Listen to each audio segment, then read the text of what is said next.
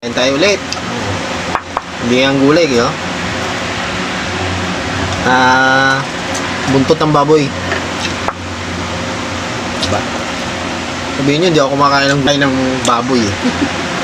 Ng karne, ayun. Karne, taba nga lang, pampabata.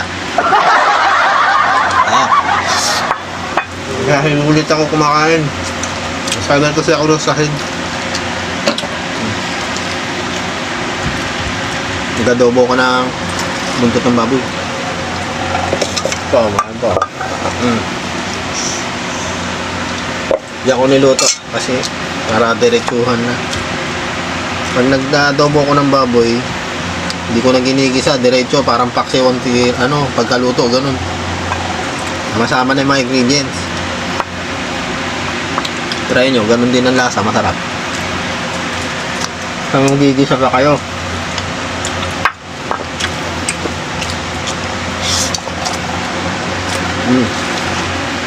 diba?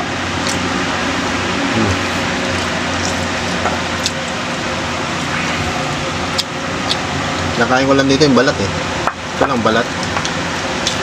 Tapos dito, sa taba, konti lang. Kapong ko na iba niyan.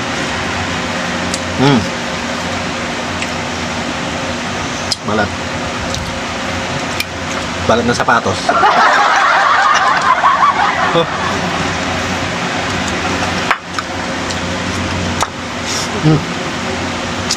Mamaya pag uwi ko, pabiyahe pa lang ako, eh. Ano oras na? 1:40 ng hapon. Babiyahe pa lang ako. Kaya kumakain ako, babiyahe ko ngayon. Pag uwi ko, maglaga naman ako ng talbos. Lagang talbos ulit, hindi kaya okra.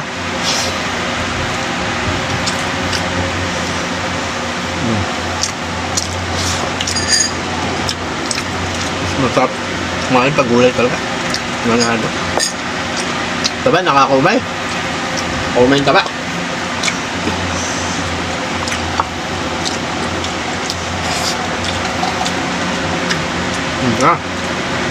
Ito lang. Makain pa ako, eh. Okay, mangingi pa kayo dyan.